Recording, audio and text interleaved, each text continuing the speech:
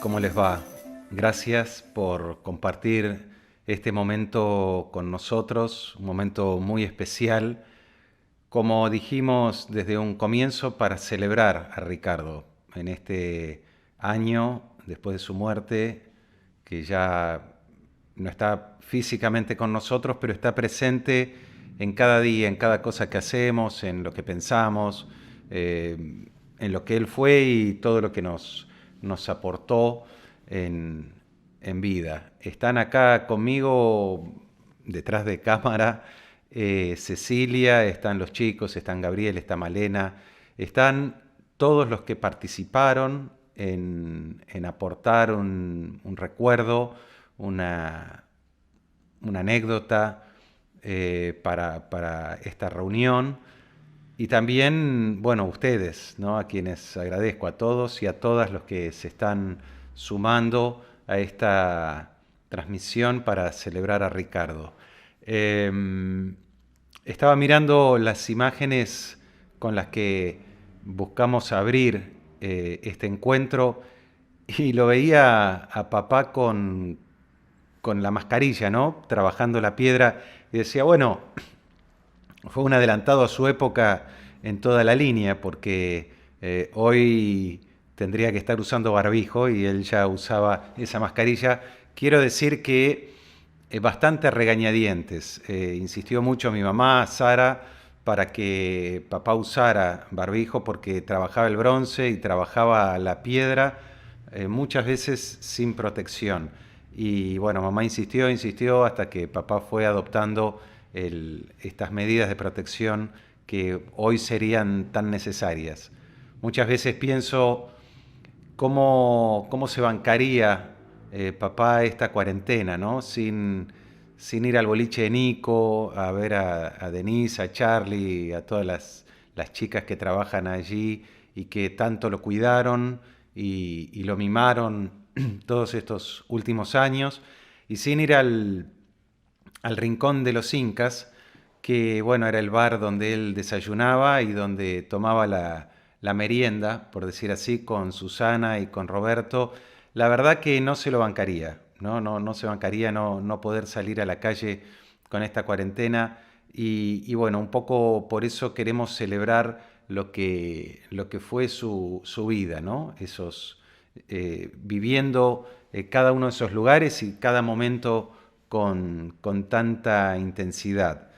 Eh, Les quería decir que en la búsqueda de voces para sumar esta tarde, bueno, hay algunos que han pedido no participar, y quiero que sepan todos ellos y ellas que están igual, y algunos a los que no pude llegar, bueno, también quiero decirles que pedirles disculpas, pero que no es por dejarlos afuera, sino porque no nos dio un poco el cuero, ¿no? Para llegar a todos y a todas.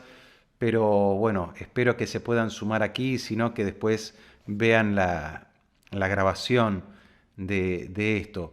Pero quiero hacer una mención particular. Hay dos fotos icónicas en la familia en relación a mis viejos, ¿no? Una foto es la que sacó Enrique Vasilevich el 2 de abril de 1969, cuando salían mi mamá y mi papá del registro civil, apenas casados, y tomó una instantánea que retrató muy bien ese momento de ellos dos, ¿no? Esa pareja tan especial que formaban Sara y Ricardo.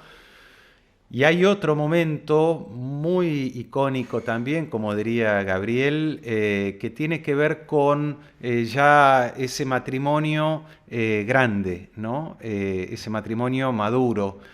Y esa foto la sacó Carlos Bosch. Está en el libro Surcos, un libro que hicimos con papá, junto con la edición de la revista La Marea, con la ayuda de mucha gente, de Moniz Glens, de Jorge Abbott, de Mirta Causia, que tanto nos aportó, de Héctor Zimmerman, que también hizo una lectura, pero quiero detenerme en esa foto de la pareja de Sara y de Ricardo, de mi mamá y mi papá, que hizo Carlos Bosch, porque yo estuve buscándolo a Carlos Bosch para que participara hoy de este encuentro, porque tenía una mirada de fotógrafo sobre mi papá y sobre ellos dos, y justo el día en que yo le mandé un mensaje para convocarlo, Carlos Bosch murió hace 3 días. Y me lo avisó Paula, la mamá de Gabriel y de Malena, compañera mía durante muchos años, y la verdad que, bueno, es una falta que también nos va a ir acompañando con su obra, con sus fotos, con su mirada tan aguda para retratar la realidad. Quería hacerle también un homenaje esta tarde a Carlos Bosch y agradecer a todos los que participaron de ese libro del libro Surcos, que fue un momento muy, muy particular, ¿no? para mi papá y para mí, porque significó entender algo de lo que vamos a compartir hoy, que es que la vida del artista, en particular de papá, no se puede entender en forma aislada, en forma separada de su vida familiar, de su vida cotidiana. Es una vida que está integrada por su familia, sus amistades y su trabajo. No se puede entender divorciada entre una y otra. Y entonces, en ese sentido, el libro nos ayudó en este intercambio entre padre e hijo y entre el periodista que estaba devolviendo un poco de todo lo que había recibido a lo largo de su vida de sus padres, a entender esto. Y en esto quiero hacer mención especial también a Mirta Causia, porque mientras redactaban el libro con Moniz Lenz en un principio, luego siguió la tarea mi mamá. Mi mamá siempre dijo, no, el libro habla sobre vos, le decía a mi papá, yo no tengo que aparecer. Y fue Mirta Causia la que nos dijo, che, ahí en un capítulo aparece Sara como de la nada. ¿Cómo es esto? ¿Cómo se explica la aparición de Sara? Y en eso nos dimos cuenta, papá y yo, acababa de morir mamá, que teníamos que reescribir todo el libro, porque no se podía entender esa vida sin esa pareja que habían compartido. Y entonces, bueno, así va a ser esta tarde, compartida entre amigos, colegas, familia y gente que se ha acercado a aportar su anécdota, su mirada, su cariño, porque básicamente hacemos esto porque no queríamos estar solos en un día tan especial como es el de hoy, ¿no? No estamos solos, pero hacía falta sentir el calor de los que nos rodean. Y entonces vamos a empezar, si les parece, compartiendo el testimonio de alguien que fue el que tuvo la idea y que en noviembre del año pasado, cuando nos juntamos para ir a un canal de televisión, invitado por Andrés Bestarmagio, Freddy Percivale, a quien es difícil de definirlo porque es muchas cosas, ¿no?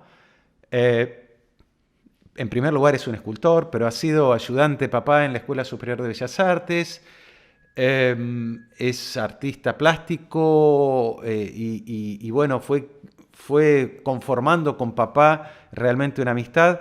Dijo en noviembre, tenemos que hacer una exposición de homenaje cuando se cumpla 1 año.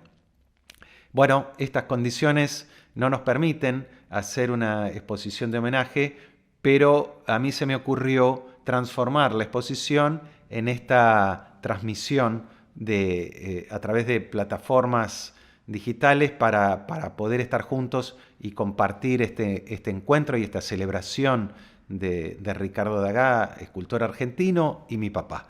Entonces, si les parece, esto es lo que nos dice Freddy Percivale otro escultor argentino. Hola, soy Alfredo Percival, escultor. Compartí muchos momentos con Ricardo Dagá, incluso en este taller y en el taller de él. Lo tuve como maestro, como compañero de trabajo y como amigo. Y quiero marcar dos hitos que me parece que son fundamentales para destacar su personalidad. Uno es, según lo que comentaba él, cuando regresa de Europa, donde había viajado, convencido de que tenía que formar parte de la formación de las raíces de una nueva imagen escultórica americana. Y en segundo lugar, la experiencia desarrollada en la Escuela Superior de Bellas Artes Ernesto de la Cárcova, junto con los maestros María Juana Eras Velasco, Antonio Pujía y Juan Carlos Di Stefano. Eran los cuatro que formaban la Cátedra de Escultura, acompañados por un grupo de docentes que eran maestros de taller y ayudantes, entre los cuales estaba yo, donde desarrollaron una tarea con 4 enfoques totalmente distintos estéticamente de la escultura, y donde prevalecía el respeto por la visión diferente del otro. Siempre se ponía en primer plano la necesidad de los alumnos. Estos dos hitos marcan un poco el compromiso que tenía Dagá con su profesión y la generosidad por parte de él en la transmisión de sus conocimientos. Y me parece que son importantes de recordar en este momento que estamos recordando su personalidad.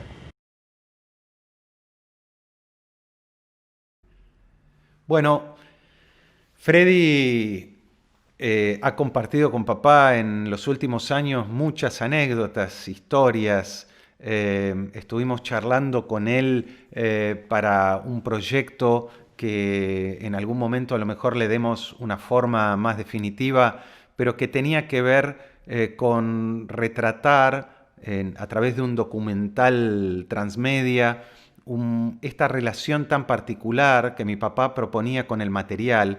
Y entonces, junto con Cecilia y otras compañeras de una maestría que estamos haciendo en la Universidad Nacional de Rosario, se nos ocurrió un documental que se llamara El mármol que habla, ¿no? Por este diálogo que propone papá con el material, y que, bueno, tiene que ver con este respeto por la naturaleza que nos brinda sus materiales para poder expresarnos. En esta relación también Freddy acercó a Maximiliano Nulcis Graffiti, que es otro escultor argentino joven que también forjó una relación de trabajo y de amistad. Es difícil separar en papá estas buenas relaciones, ¿no? Cuando había afinidad en el trabajo, había afinidad también, había lugar para forjar lazos de amistad. Y bueno, entonces esto es lo que nos cuenta Maximiliano de cómo se encontró con papá y cómo compartimos este momento. Mi nombre es Maximiliano Nulcis Graffiti, soy escultor. Tuve la fortuna de conocer a Dagá, de trabajar con él, de compartir muy buenos momentos con él y con su familia. La verdad que como recuerdo de Ricardo siempre tengo muchas enseñanzas, a veces cosas que me explicaba mientras trabajábamos o trasladábamos alguna obra, o simplemente cosas que iba viendo en su taller, guardaba en mi memoria y después por ahí tomando algún café trataba de recordar para preguntarle, y a partir de ahí encadenar siempre anécdotas, historias que él contaba. Siempre me pareció una persona muy honesta en su forma de ser, en su forma de trabajar, humilde para la transmisión del conocimiento, y una persona que, si bien estaba muy aterrizado, por decirlo de alguna manera, una persona muy consciente del espacio que habitaba y donde vivía, siempre el trabajo tenía una elevación especial. La verdad que muchas de las obras de Ricardo las terminé de entender conviviendo un poco en el taller y yendo reiteradas veces a trabajar. Viéndolas podía entender de qué se trataban, y algunas cosas que me parecían muy herméticas en un inicio terminaban siendo síntesis de algo muy profundo. Eso es algo que rescato mucho, porque también tenía que ver con cómo era él. Un poco afianzó también lo que es el trabajo en la talla. Pude también aprender muchas cosas referidas a esa técnica, y sobre todo al respeto del material, a trabajar con un material natural que alguna vez fue vivo, que es necesario respetarlo porque para su formación requirió de muchísimo tiempo, así que es válido eso también tenerlo en cuenta al momento de trabajar. Por fortuna convivo con algunos trabajos de él acá en el taller, trabajos que él decidió pasármelos, por decirlo de alguna manera, que los pueda guardar acá en mi espacio de trabajo, así que está siempre presente con su obra y con muchas de sus enseñanzas.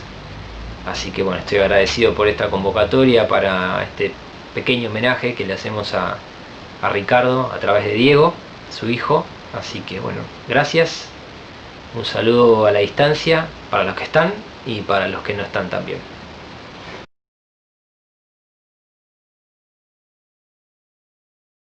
Les quería contar que estamos preparando la transmisión para hoy a la tarde, y me acaba de mandar un WhatsApp Andrea Lewy, la hija de Haroldo, con un texto que escribió María Canepa, una de las alumnas de papá de la Escuela Superior de Bellas Artes, y que quería compartir con ustedes esta tarde. Dice María Canepa: Ricardo Dagá, julio 1931, 26 de junio de 2019. Cuando estábamos en la Cárcova, Ricardo era nuestro maestro, y no porque nos sedujera su obra, porque la mayoría de nosotros no la conocía. Era nuestro maestro porque sus enseñanzas abarcaban un gran espectro conceptual, formal, técnico, metodológico y emocional. Venía los viernes y esperábamos que su palabra pusiera claridad en nuestra cabeza, desde el sentido de una escultura hasta cómo hacer un arreglo perfecto. Luego siguió siendo un gran maestro cuando nos recibió en su casa y vimos su obra maravillosa, su entrega y compromiso con el trabajo. Para muchos de nosotros, Ricardo fue y sigue siendo nuestro referente. Quería agradecerle a María por este escrito, a Andrea Lewy por acercármelo, y aprovecho a recordar a una cantidad de alumnos y alumnas que estuvieron juntos, que compartimos en casa muy lindos momentos. Entre ellas están Ruth Gándara, está Mónica Miorín, que eran de este grupo con María Canepa, muy especialmente, más allá de que en algún momento fue alumna, fue compañera, fue amiga, es amiga de la familia, pero fue muy amiga de mamá y de papá, Alicia Cerrato. Y también quería recordar al grupo de ayudantes que junto con Freddy Percivale estuvieron en la Escuela Superior de Bellas Artes, a Guillermo Paulino, a Claudio Aval y a Alfredo Visconti. No podía pasar esta tarde sin nombrarlos a ellos y en ellos poder significar a muchos otros alumnos que compartieron con papá sus experiencias y sus vivencias, entre ellos los de aquel curso de enlace del año 74, 73, 72 en la escuela Prilidiano Pueyrredón, que también son parte entrañable de la vida de papá y de nuestra familia.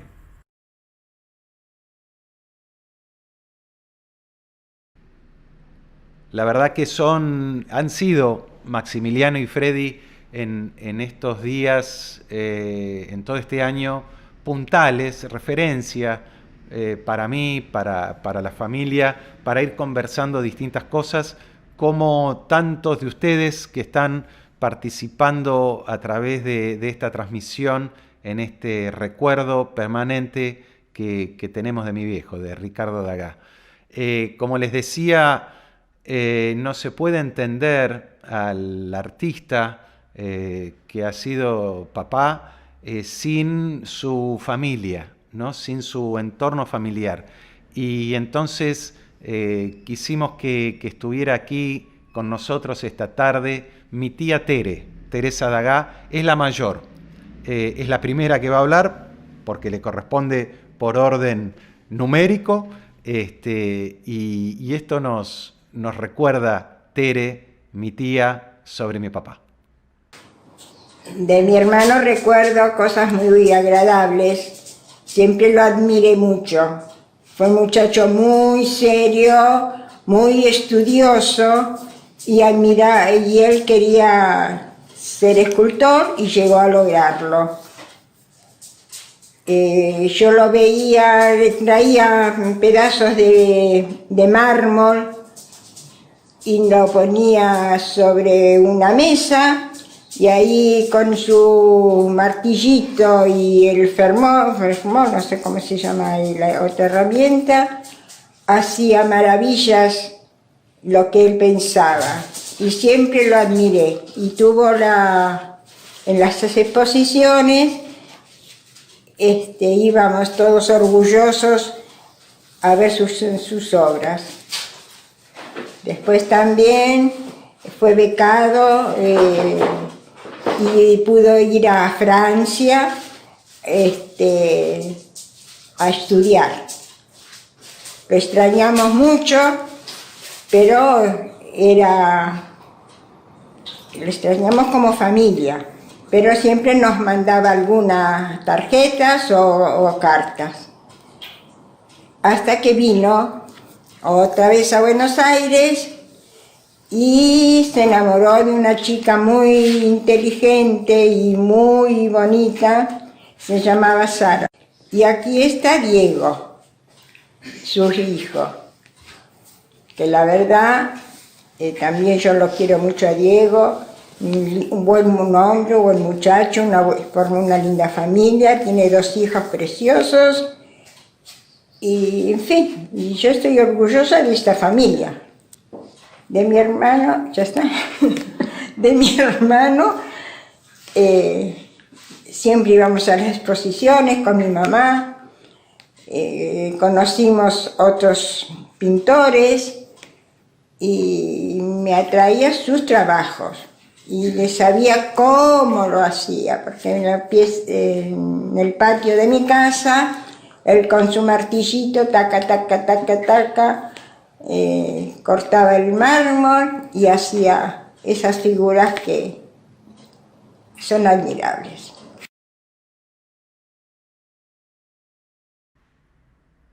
Bueno, y mi papá era el del medio, ¿no? Son 3 hermanos y la más chica es Cristina. Como es la más joven de los 3, no podía ser menos, y tengo que decir, tengo una tía youtuber, ¿sí? Entonces, cuando le pedí que grabara algo, dice, no, yo tengo un video de YouTube ya subido donde hablo de tu papá. Y bueno, ese video lo rescatamos, es parte de un ciclo que hace junto a su hijo Ricardo Salerno, que se llama, el canal se llama Televisión Positiva, el ciclo se llama Vengan a mí, y esto dice Cristina Dagá sobre su hermano. Hoy debo decirle adiós a un gran artista que pudo hacer realidad todas las formas y sentimientos que su imaginación y su corazón le dictaban. Las piedras, los mármoles, la madera y el bronce se rendían ante las herramientas en las manos del escultor. De carácter fuerte, decidido, para él no había un imposible. Todo se podía hacer con oficio y creación. Ahora miro las nubes del cielo y aquellas con formas caprichosas, pienso que las manos de mi hermano las modeló. Que en paz descanse, querido Ica. Adiós.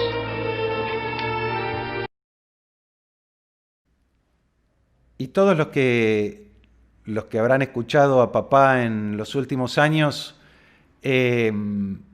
estaba henchido de orgullo de sus dos nietos, ¿no? De Gabriel y de Malena, hijos míos y de Paula, y que realmente le dieron muchos motivos para estar muy feliz y muy orgulloso en todos estos años que compartimos. Y bueno, esta es la mirada de dos pibes jóvenes que están haciendo su camino, como van a poder ver, y que así recuerdan a su abuelo Ricardo. Soy Gabriel de acá, el nieto de Ricardo. Bueno, yo me acuerdo de cosas muy buenas del abuelo. Ponele, yo siempre recuerdo cómo siempre íbamos al rincón, cada tarde íbamos, nos sentábamos, leíamos el diario, teníamos esas charlas icónicas con papá, comíamos las medialunas. Al abuelo siempre le interesaban los chistes, era muy agradable todo eso. También solía mostrarle el diario, estábamos en el jardín ocasionalmente, y no sé, la pasábamos muy bien. Otra cosa que recuerdo del abuelo es que era muy dedicado a su trabajo. Se ponía ahí a esculpir y quería que estuviéramos cerca. Yo no lo apreciaba porque era un inconsciente, como seguí siendo hasta los 12 años, pero muy buenas todas esas experiencias. También el abuelo tenía una voluntad muy fuerte, muy fuerte. Siempre se dedicaba, motivaba y todo. Digo, eso lo podemos saber por las veces que subió a la escalera a cambiar el foco, a pesar de que papá le dijo que no. Pero sí, también me parece que esa obstinación se marcaba también en su ánimo, porque yo solo lo vi enojado 2 veces. Una vez no sé qué pasó, pero terminó saliendo por la puerta de afuera, con una cara de enojado. Yo me la acuerdo. Y otra vez fue porque no me acuerdo qué pasó, pero estábamos hace 2 años o 3 cenando en su casa y pasó algo y que él y papá tuvieron una discusión. Pero siempre muy calmado, muy feliz, siempre motivándonos y apreciándonos las charlas. Una pena que no pude apreciar eso hasta hace como 4 años, pero sí. Y por último, algo que me parece muy icónico de cómo él encaraba el disfrute de estos días es cuando fuimos a Olavarría para que le conmemoraran la Victoria Alada y dimos una vuelta en el tanque. Él no quería dar una vuelta en el tanque de la base cercana.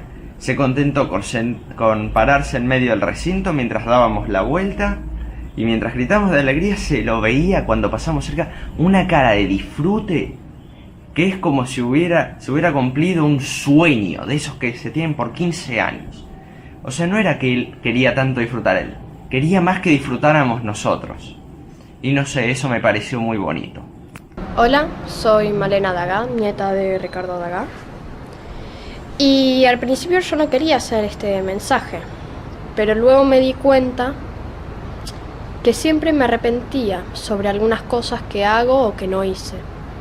En el último tramo, con mis abuelos, me arrepentí de no haber entrado a una habitación, pero mi familia decía no hay problema.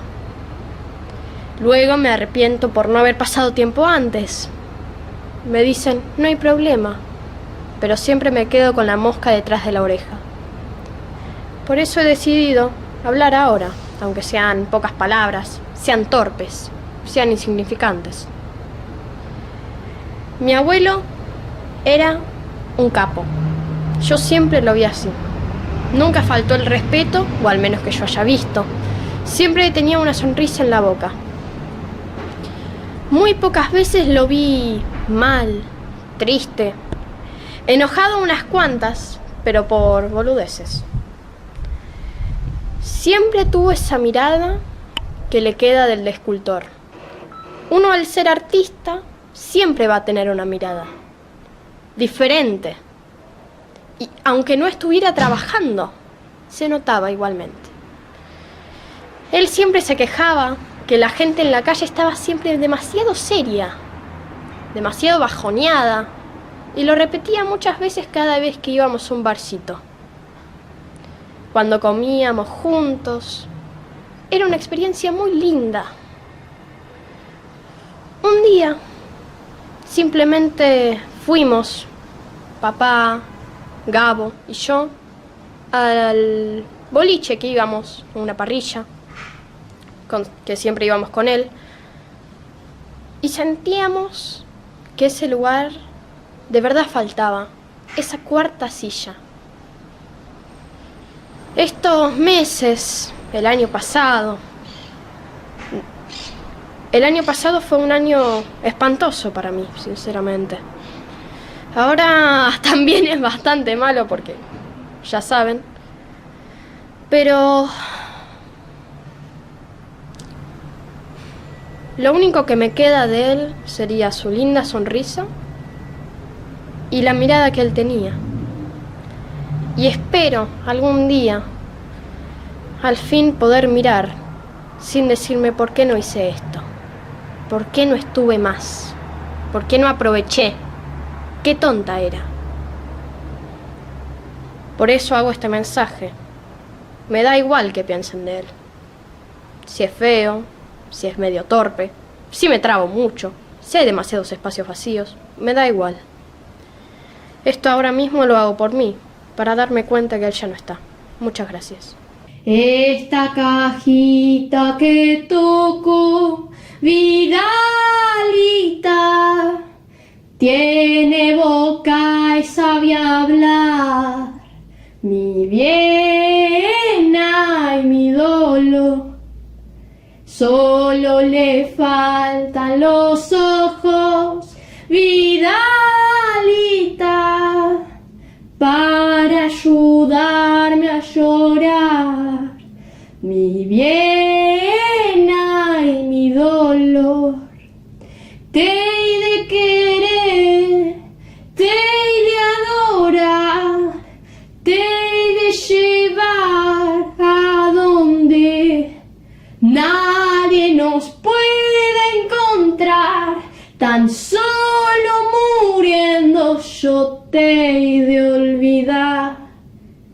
El día que no te veo, Vidalita,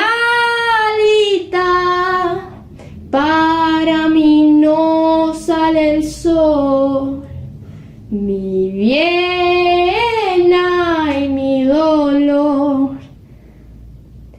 Mi brillo tiene la luna, Vidalita, mi sangre, mi corazón, mi Viena y mi dolor. Te he de querer, te he de adorar, te he de llevar a donde nadie nos puede encontrar. Tan solo muriendo yo te he de olvidar. Tan solo muriendo yo te he de olvidar.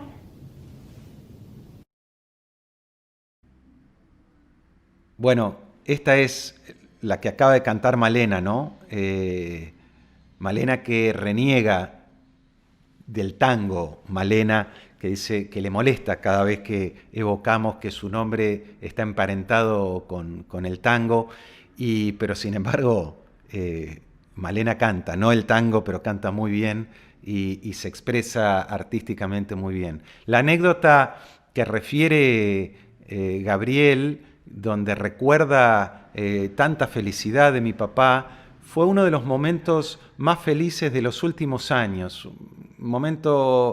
Años que tuvieron algunos sinsabores, algunas exposiciones que tuvo que levantar por destratos, por maltrato en el Museo Nacional de Arte Decorativo, y sin embargo encontró en la ciudad de Olavarría un grupo de gente entre ellos Diego Lurbe, que era en ese momento secretario de Cultura, Sibori, que era el jefe de guarnición de tanques de Olavarría, y Pablo Cunioli, que fue un poco el gestor del encuentro de toda esta gente. Bueno, vivió papá en Olavarría un segundo homenaje muy fuerte, porque cuando Pablo Cunioli se enteró en una visita que yo hice a Olavarría que el escultor de la Victoria Alada del monumento a San Martín de Olavarría estaba vivo y era mi papá, dijo: hay que hacerle un homenaje. Y en eso se sumaron la gente de escultura del municipio, no solo Diego Lurbe, toda la gente que trabajaba con él en ese momento, y bueno, la gente del ejército argentino a través de Sibori, que bueno, armaron para el 17 de agosto una exposición de homenaje a papá, donde él llevó algunas de sus obras y donde pudimos contarle a las generaciones más jóvenes de la ciudad de Olavarría, que ven la Victoria Alada allí en el monumento a San Martín, cómo se hizo, cómo fue pensada, cómo se montó en el lugar, cómo fue esculpida. Fue realmente una experiencia maravillosa. Papá donó allí otra Victoria Alada posterior, más moderna, que está allí en Olavarría también en uno de sus museos. Por eso recuerda Gabriel este momento que para papá fue de muchísima felicidad, ¿no? De poder ser reconocido en una ciudad que alberga una de sus obras que él en un momento casi que desconocía, ¿no? Que no era como demasiado figurativa para lo que después fue su imagen. Pero sin embargo, cuando la miró, y esa es un poco la foto con la que convocamos a este recuerdo de papá, cuando la vio dice: pucha, está bien hecha, ¿eh? Entonces, bueno, por eso el recuerdo de Gabo y de Malena en esta tarde. Y desde ya no podía faltar Paula Rosenfeld, que es actriz, que ha sido mi compañera durante tantos años, la mamá de Gabo y de Malena, y que también quiso estar presente en este recuerdo y esta celebración de Ricardo, y a quien le agradezco muchísimo que se haya sumado. Hola, gracias por la invitación. Cuando pienso en Ricardo, lo primero que se me viene a la mente es su taller, la atmósfera que había en el taller, la luz que entraba por la ventana, la radio con la música clásica que él usaba para trabajar, sus herramientas muy prolijamente puestas una al lado de la otra, el polvo del yeso sobre los objetos. Cuando trabajaba el madero, el olor a la madera, un clima muy especial. Y sus bocetos en una mesa, muy chiquitos, varios bocetos en lápiz, y luego la obra en proceso, gigante, igualita al boceto, que siempre me preguntaba cómo hacía, por más que él me explicaba teóricamente. Él dejó su huella en sus obras. Cada obra describe un momento de su vida, un momento histórico. Yo fui aprendiendo a lo largo de los años, ya que fue mi suegro por 17 años, y fui visitando su casa y su taller casi todos los domingos. Y era apasionante ver el progreso de la obra de semana a semana, y también como él me iba contando. Aprendí a ver la obra abstracta sensible, poder descubrir su secreto, porque siempre para mí eran misteriosas, porque yo no encontraba qué significaban a primera vista, y él me decía que tenía que tomarme mi tiempo, y era verdad. Las rodeaba, las tocaba, y un día aparecía en un ángulo una forma que yo relacionaba con algo, y a veces era lo que él quiso decir y otras veces era mi percepción, y a él le parecía bárbaro también eso. Por otro lado, bueno, yo actriz, él me apoyó siempre en todas las obras que hice, iba con Sara por ejemplo, a una de las primeras historias y sentidos en base a leyendas, y era La Gorra, y siempre apoyaban también económicamente, pero a él le fascinaba ver eso, ¿no? Esa obra efímera, que cada función se iba modificando, se iba enriqueciendo, y eso, bueno, era tan diferente a la obra que él hacía, porque él hace obras que van a perdurar por mucho tiempo. Y a la vez el proceso creativo, porque él me contaba que había obras que las había dejado descansar 5 años y después las retomaba, y eso para mí era sorprendente, pero bueno, que tenía que madurar. Y bueno, esas cosas me parecían geniales, no forzar el proceso, sino esperar a que decante, ¿no? Como si la obra le dijera, bueno, ahora sí, por este lado. Adoraba sus obras como hijos y siempre las cuidaba y quería saber que estuvieran bien puestas. Bueno, eso y miles de anécdotas más. Nos queríamos mucho y aprendí también mucho de su vida, porque era un gran contador de anécdotas, y cada obra o cada objeto en su casa remitía a algún personaje de su historia. Y era, la verdad, que muy rico, y me siento muy afortunada de haber compartido tantos años.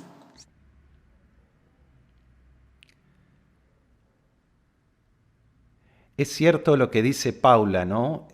Papá, cuando te acercabas a una escultura, sobre todo en los museos, dice, yo cuando viajé a Europa aprendí a tocar con la mirada. Y entonces siempre nos enseñaba a recorrer la escultura alrededor y tener una mirada aguzada para, por un lado, contemplar los grandes volúmenes, los espacios, las oquedades, las formas y las contraformas, pero a la vez poder ser muy sensibles al tratamiento de la superficie de esa escultura, algo que él trabajaba mucho y que por lo tanto entendía que los escultores ponían allí mucho de su esfuerzo, ¿no? Entonces, tocar con la mirada es algo que aprendimos todos los que estuvimos cerca de papá, de Ricardo Dagá. Una de las que estuvo muy cerca y que yo digo que tiene una forma de observar a la gente que les saca una radiografía, es Liliana Salinas, y colaboradora de la familia, de mamá, de papá, durante muchísimos años. Y de nuevo, quienes trabajamos juntos, formamos lazos que trascienden el trabajo y que, bueno, tienen mucho que ver con lo humano. Liliana ha compartido momentos importantísimos de nuestra vida, de alegrías y de profundas tristezas, y no podía no estar aquí, y la convencimos de que nos mandara este video. Mi nombre es Liliana, fui colaboradora de Ricardo alrededor de 12 años. Hoy es un día muy especial, como ya todos sabrán. Creo que me toca hablar sobre el Ricardo humano, ya que supongo que muchas voces hablarán sobre el Ricardo artista y entenderán mucho más que yo de su trabajo, a pesar de haberlo visto trabajar. Ricardo era una persona maravillosa, íntegra, con unos valores impresionantes, una persona que te demostraba que cuando uno tiene una convicción, a pesar de que las cosas que le pasen pueden ser adversas, debe quedarse con esa convicción. Ricardo fue una persona que me deja a mí como enseñanza el amor al trabajo, la integridad, el don de la palabra, el don del afecto, el apoyo incondicional que uno recibe de esa persona que la quiere.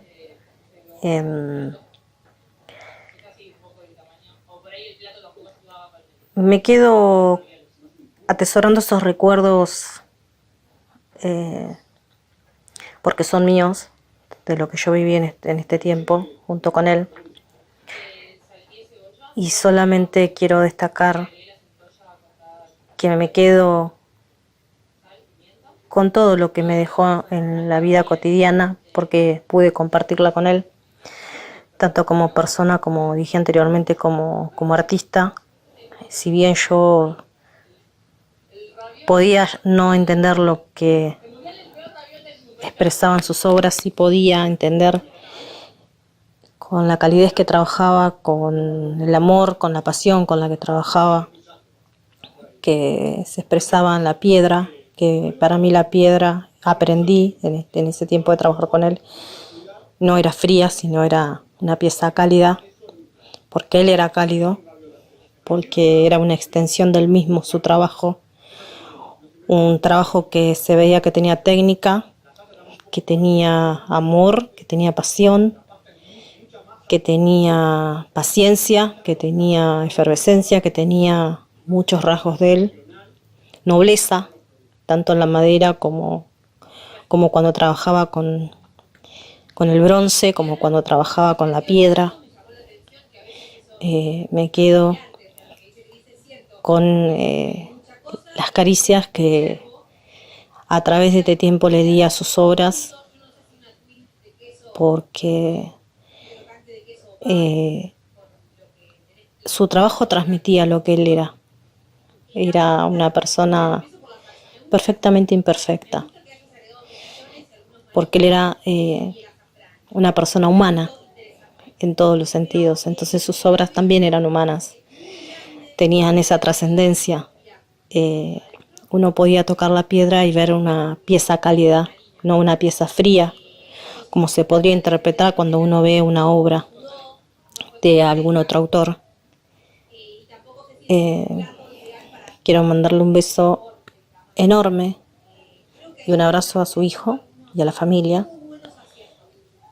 Y decirles por último que para mí Ricardo sigue vivo en los recuerdos que me dejó, en las enseñanzas que me dejó, en la calidez que me dejó, en sus anécdotas, en sus silencios, en sus palabras, en sus gestos, en sus enojos, en sus alegrías, en su rutina, en su cotidianidad, como dije antes.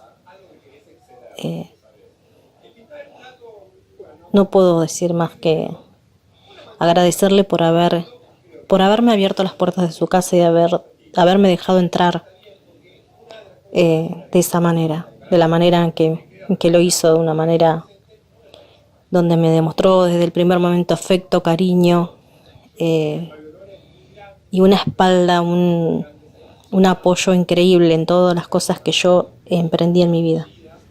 Gracias.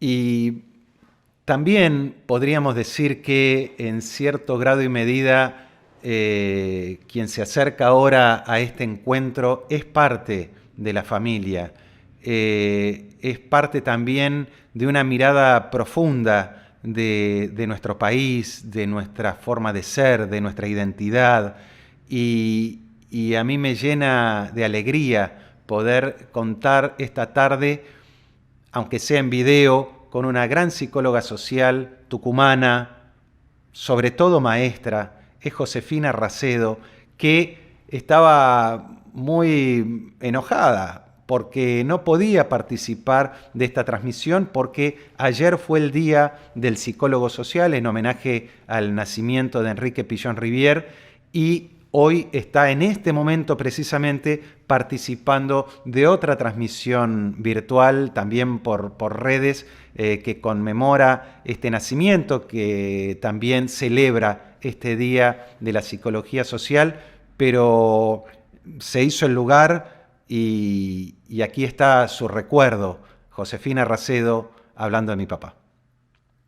Me sumo a este homenaje, a este recordatorio de don Ricardo Dagá.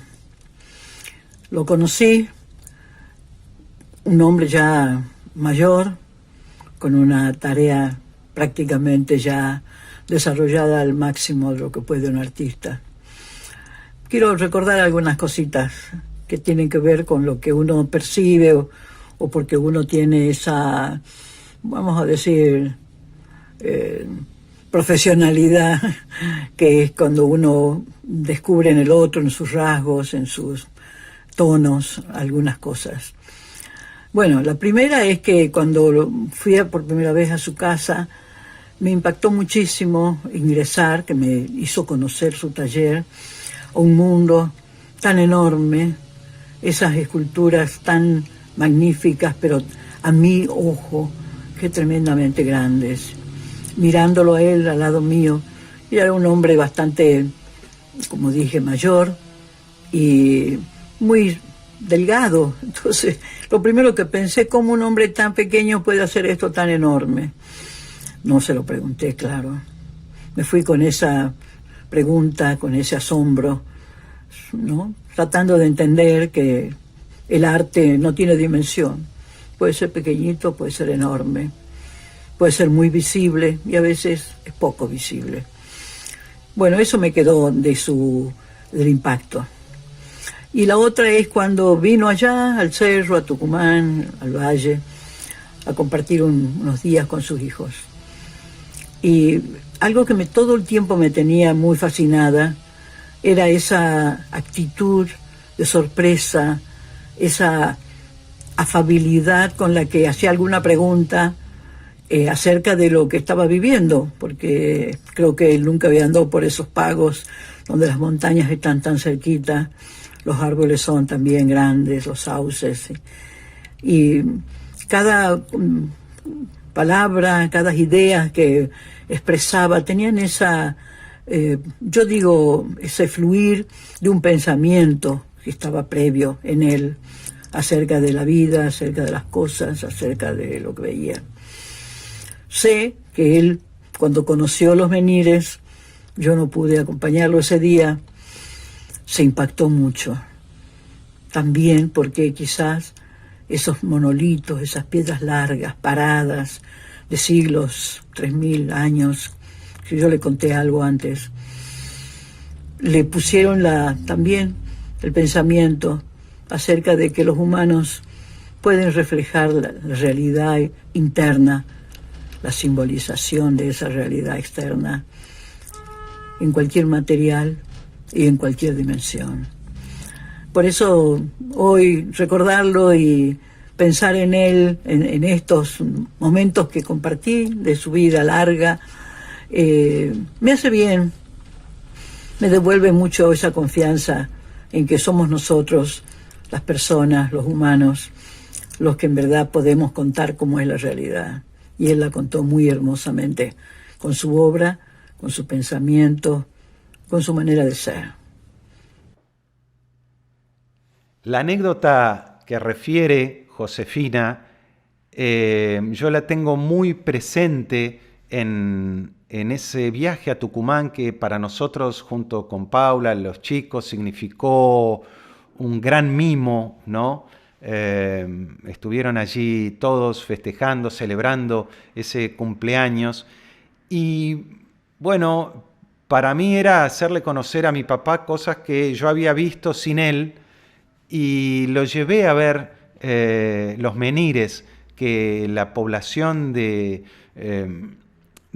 Tucumán ha rescatado porque el dictador Bussi los había reventado directamente, los había sacado de sus emplazamientos originales y se estaban viniendo abajo, se estaban desintegrando.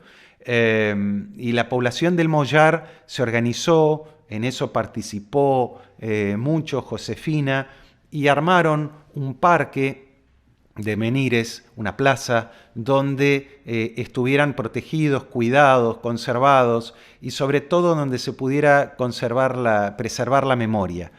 Y cuando papá se acercó a los menires, vio la monumentalidad de esas piedras verticales y lo relacionó inmediatamente con su serie de obras del Mojón, ¿no? La serie de mojones que papá hizo, y como que hizo un clic, ¿no? con lo que estaba viendo.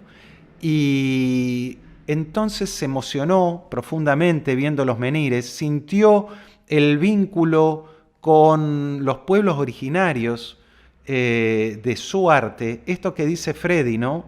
Que dijo Freddy, él volvió a la Argentina para construir los cimientos de nuestra cultura. Y entonces pudo ver en esos menires que eran parte, esos menires, de esos cimientos y que eran también parte de la identidad de su realización artística sin haberlos conocido antes. Había allí un vínculo que tenía que ver con el vivir en esta tierra. Y en eso papá siempre citaba lo que decía Atahualpa Yupanqui en una de sus coplas, cuando hace la introducción a la Vidala de Amaicha, donde cuenta cómo el paisano de esta tierra está impregnado por su paisaje. Y papá coincidía con Yupanqui en que la forma de pensar del que vive en la llanura y del que vive en la montaña, en la sierra, está muy involucrada por su paisaje, por el paisaje que lo rodea y por la vida que llevan, ¿no? Y en esto, por eso agradezco la participación de Josefina Racedo, porque nos permite entender entre todos cómo son las hilachitas que van formando esta identidad nuestra. Y otro que quisimos convocar, claro, ahora el tipo es un antropólogo, ¿no? Profesor universitario, ha escrito varios libros. Yo lo conozco de pibe, de gurí.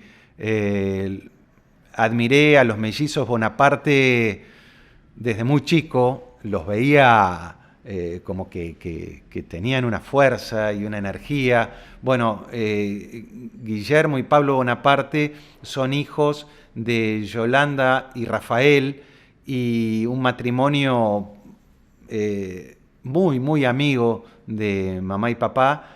Y bueno, Guillermo está más lejos, está en el confín sur de la República Argentina, a Pablo lo tenemos más cerca, más a mano, y le dije, tráete algo para esta tarde. Y trajo este texto que, confieso, me costó leer. Después charlamos. Pablo titula el texto Dagá 2020. No quiero a un escultor convertirlo en escultura, más bien quiero liberarlo de convertirse en una.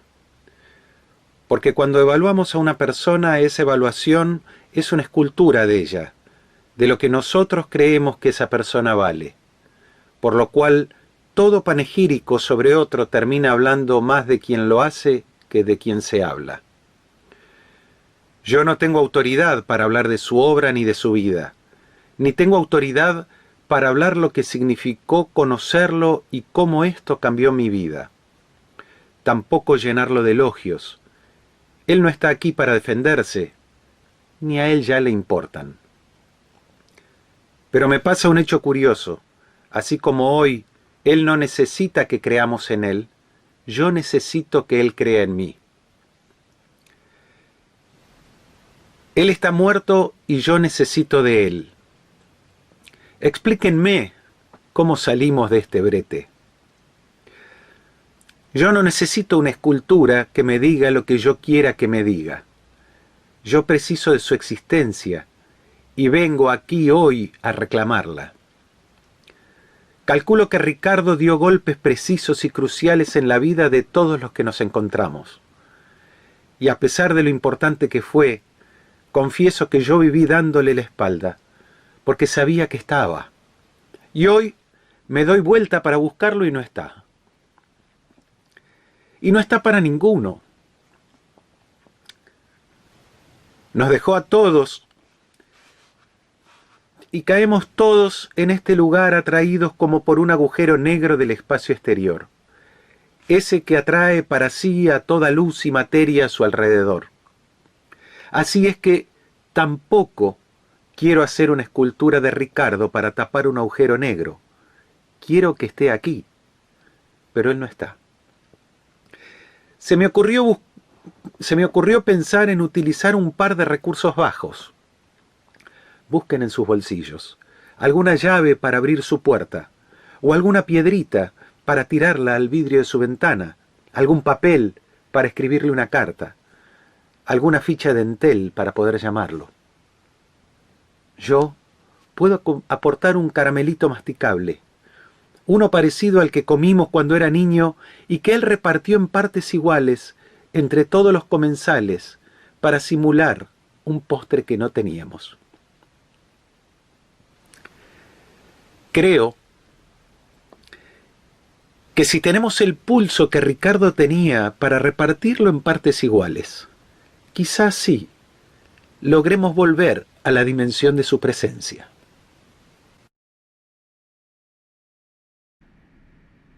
Le decía a Pablo que me iba a costar mucho leerlo porque sentía que le estábamos pidiendo a las palabras que nos ayudaran a transitar la falta, ¿no? Y a nombrar las presencias.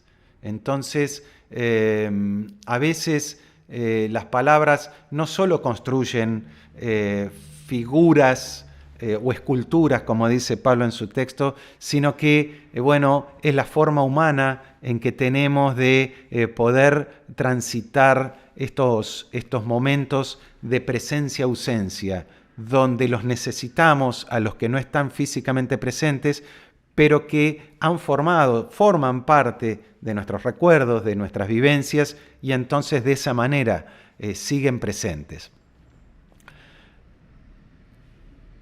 Y como parte de lo que queremos compartir esta tarde, les decía hace un rato, Andrés Bestar-Maggio nos invitó hace unos meses a recordarlo a papá junto a Freddy, junto a Maxi, en un programa de televisión que él conduce y que también reproduce en su página de Facebook. Y entonces allí pude recomponer parte de la historia, porque yo a Andrés lo había conocido en el taller de Freddy, en un asado, y pude recomponer que Andrés había sido parte de esa experiencia tan valiosa que recordó Freddy en un inicio, de la cual fue parte mi papá en la Escuela Superior de Bellas Artes. En ese lugar Andrés lo conoció a papá y lo recuerda de esta manera. Yo tuve el privilegio de conocerlo a él en la Escuela Ernesto de la Cárcova, yo siendo estudiante, y Ricardo había sido profesor en escultura, específicamente en talla, y además después pasó a tener la rectoría, la vicerrectoría de la Escuela Superior, y específicamente tuvo a cargo el Museo de Cálculo.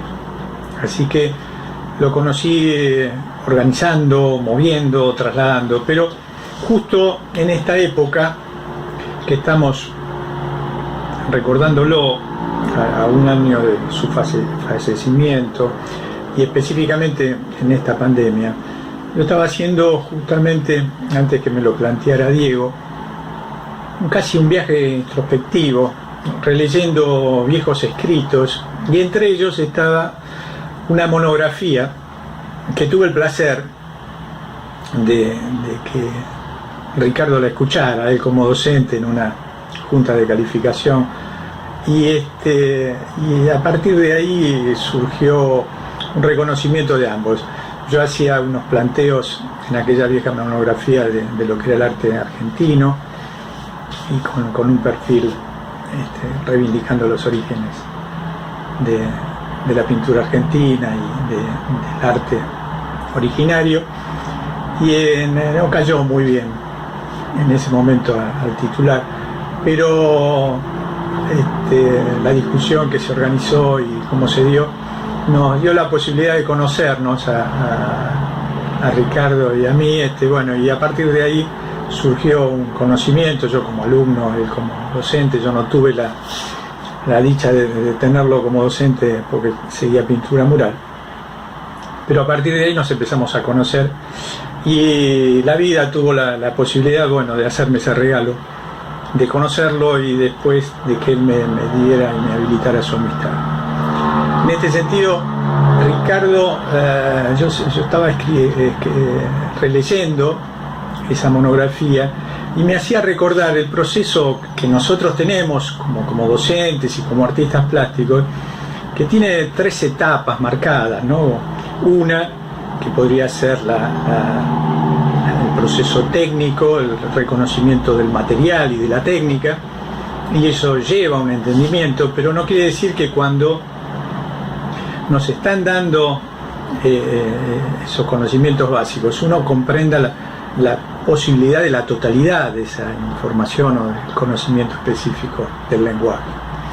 Por lo tanto, primero uno conoce la técnica, después específicamente desarrolla el lenguaje con esa técnica y empieza a poderlo interpretar y a desarrollar su sentido simbólico.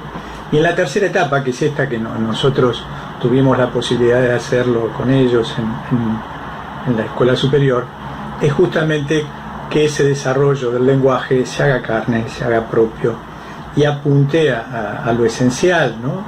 a los puntos más importantes en cierta medida de la comunicación humana. Y en ese contexto yo decía que hay momentos por donde uno tiene que transitar ese campo. Generalmente se hace en la soledad del taller, más cuando tiene que hacer propio su lenguaje e incorporarlo. Se encuentra muy solo, pero cuando uno cruza por determinados estados de conciencia y empieza a darse cuenta que uno no está solo, está acompañado de esos grandes maestros que nos formaron y que en esos momentos van apareciendo su voz baja, haciéndonos recordar que ese principio nos lo habían dado ellos y por ahí en ese momento no lo reconocimos, pero con el tiempo, cuando pasaba uno por el mismo lugar, aflora la voz de aquellos maestros y nos hacen tomar conciencia de que ellos marcaron nuestro camino y nos siguen acompañando. Así que en ese sentido, Ricardo es uno de esos grandes maestros que nos acompañó y nos dio la posibilidad de haberlos conocido más profundamente con el tiempo, pero se dio también que yo lo respeté mucho en un momento de su vida, que podría tener la edad mía o menos de hoy, cuando él estaba dirigiendo el museo y por cuestiones de principios personales de él, se dio cuenta que éticamente la cosa no iba por donde él quería y optó por renunciar. Y en ese momento renunció al cargo de director del museo y además a una vicedirección. Que nadie, más sabiendo que el rol docente y artístico es clave porque es una entrada fija y económicamente es clave para el mantenimiento de cualquier artista plástico, él optó porque, como no coincidían con sus planteos éticos, dejar el cargo. Y a partir de ahí cada vez lo empecé a respetar más a Ricardo porque, como decía, que este proceso de llevarlos permanentemente y más cuando uno pasa y articula algún tipo de conocimiento de lo que ellos nos habían dado en la carrera de formación y aparecen y nos siguen acompañando. Hoy, Ricardo, para mí el acompañamiento más importante que es de ver esa persona, por un lado, de un perfil muy bajo, de una austeridad increíble, casi monacal, y de marcar permanentemente, un perfil desde el punto de vista de una ética y una moral extraordinaria. Así que lo que más me marca en la vida y me marcó Ricardo Dagá, más allá de considerarlo como uno de los grandes escultores de la Argentina, y además no muchas veces se da la posibilidad de que un gran escultor sea un gran maestro, un gran docente. Él en este caso lo fue y lo es. Lo que me marcó en la vida fue esta actitud de nobleza y de virilidad, en el sentido de saber cuál era el camino y no cederlo. Así que a Diego, a sus nietos, hoy ya soy grande, en aquel momento yo tenía 20 y pico de años, cuando lo conocí me empezó a dar su conocimiento. Lo que reivindico, más allá de docente y de artista, es un hombre de bien, un hombre que tuvo una ética y una moral intachable. Así que ojalá yo pueda estar a la altura de ese nivel, y si quiero que me reconozcan mañana, como hoy lo estamos reconociendo a él, será por ese ejemplo que nos dio este gran hombre. Así que un beso grande a todos aquellos que lo quisieron como lo que hicimos nosotros, y eso, una bella persona con una honestidad y una hombría de bien extraordinaria. Así que un abrazo grande a todos. Y vamos llegando al final de este encuentro donde, bueno, han participado y siguen participando, y les agradecemos a todos y a todas los que se han sumado a esta emisión, los que están presentes en video, los que están presentes a través de lo que van escribiendo en el chat, los que luego compartirán la grabación cuando la vean en diferido.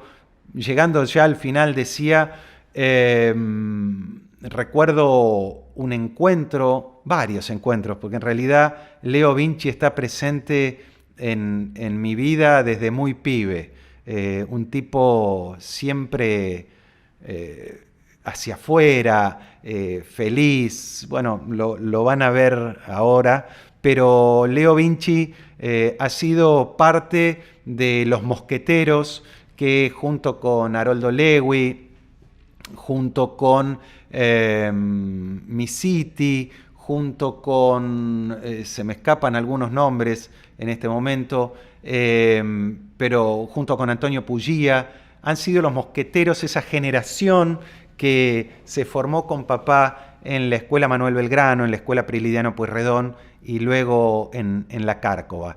Entonces queríamos tenerlo hoy presente a Leo.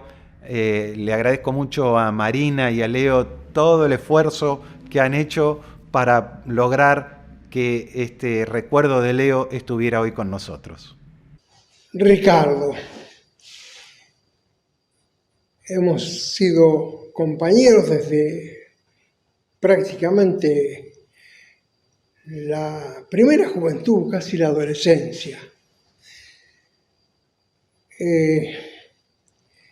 Siempre me pareció un muchacho reconcentrado, siempre pensativo, silencioso.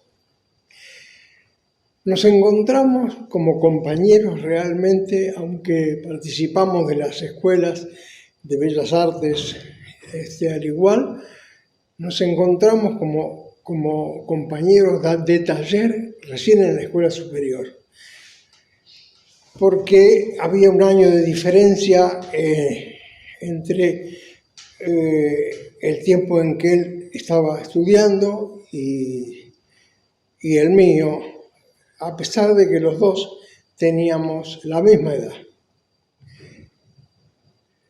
Siempre sentí admiración por él, porque era al revés que yo.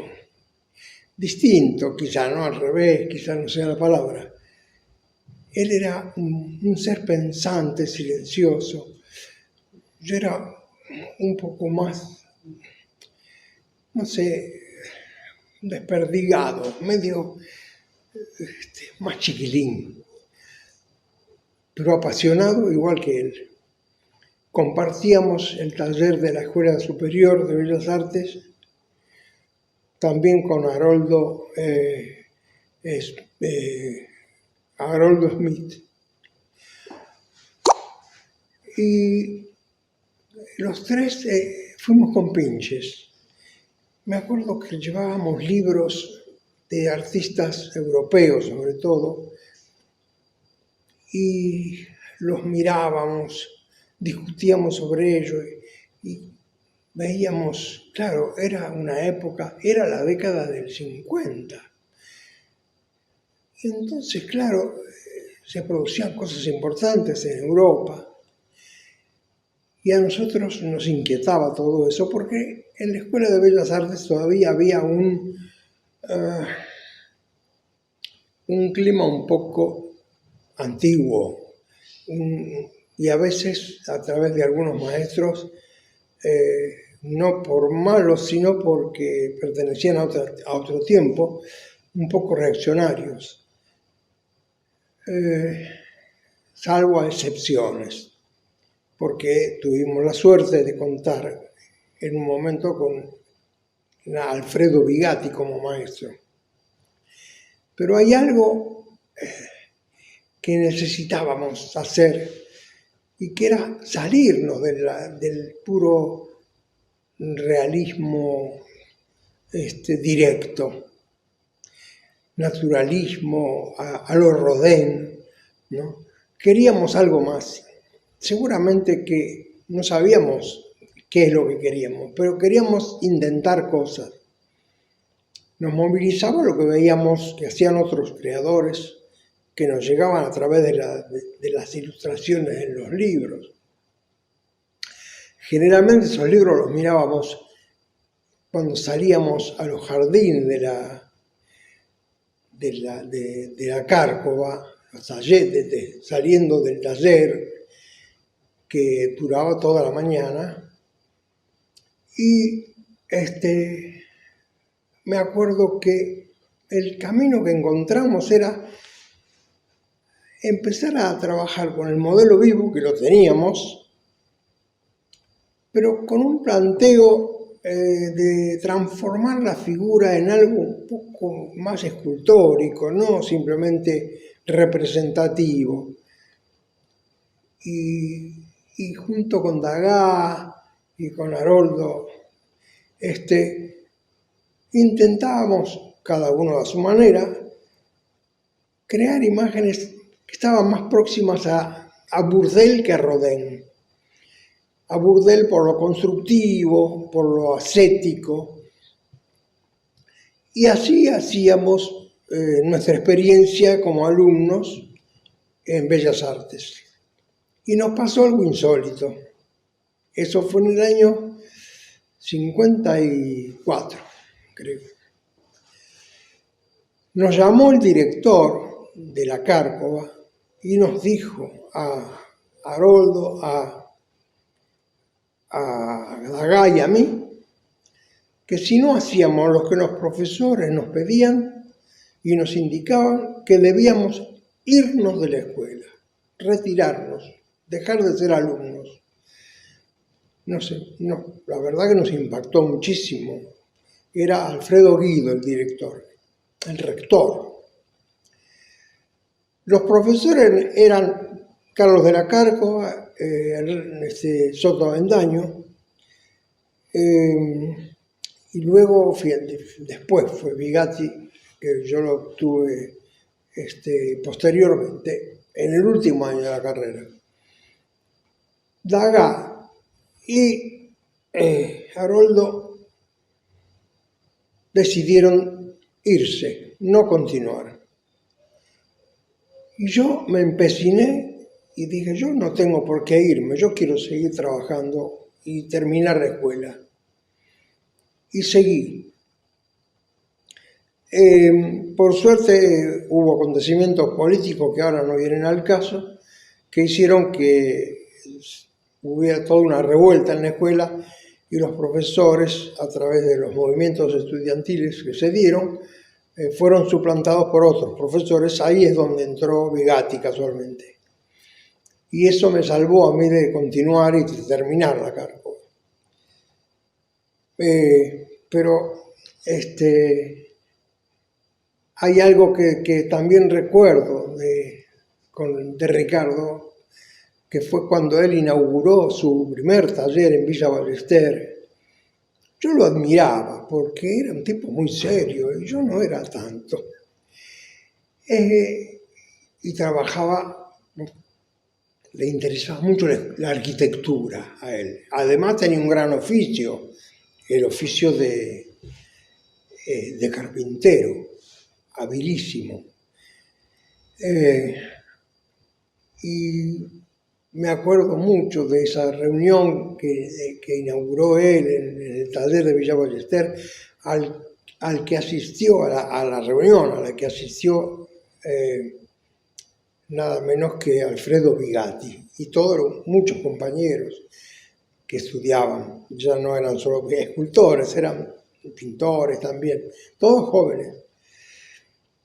Pero hay algo más que me une a Ricardo, y es el hecho de que hicimos la conscripción en el Regimiento 2 de Infantería, los dos. Lo único que pasó es que a él le tocó, por ser un buen carpintero, trabajar en la casa de un coronel que le pidió que hiciera trabajo de carpintería en esa casa, por lo tanto lo pasó bien. También yo lo pasé bien, pero yo lo hice dentro del Ministerio de Guerra en ese momento, porque, bueno, por dibujar y por hacer plástica, me dieron a cargo un poco la ilustración, y no me acuerdo bien cómo fue la cosa, y un poco la orientación de la revista que se llamaba El Soldado Argentino, y ahí yo también trabajé. Así que lo pasamos bien los dos. Y después ya empezamos a ser escultores, aunque parezca mentira, jóvenes escultores. Y desde ese momento hasta ahora, hasta el momento final de la vida de Ricardo, que seguramente que está presente en cada uno de los que lo conocimos, por su ética, por su vocación profunda, por su convicción de lo que hacía, por creer en lo que es nuestra forma de expresión. Bueno, seguimos y estamos hoy siendo los que alguna vez fuimos los muchachos, estudiantes, siendo hoy los maestros de jóvenes. Esos maestros que en el fondo yo me incluyo en todos aquellos que, como Ricardo y como muchos otros, naturalmente, aunque no sean muchos, optamos por lo humanístico, por el sentido de lo que es el mensaje y la palabra hecha imagen. O sea, tanto Ricardo como yo y como tantos compañeros que siguen trabajando y amigos, sentimos que lo que hacemos está ligado a los demás. Sentimos que lo que hacemos es algo que nos pertenece, pero que les pertenece a todos. Pero además pertenece al tiempo que estamos viviendo. Somos o pretendemos ser creadores. Y la creación es algo que se alimenta de la realidad que a uno le toca vivir, desde lo íntimo y desde de lo que se comparte con los demás. Así que para mí Degas es un recuerdo imborrable, pero además es algo que me une a un pensamiento y a un sentimiento ligado a la realidad que nos ha conectado y nos incita, como él también lo decía, a dejar un testimonio, a ser un testimonio del tiempo y el lugar en donde vivimos. Así que Ricardo está presente en mi permanente pensamiento cada vez que hablo de la labor creadora que tenemos cada uno de nosotros. No sé, creo que con esto alcanza. No quiero ser más extenso.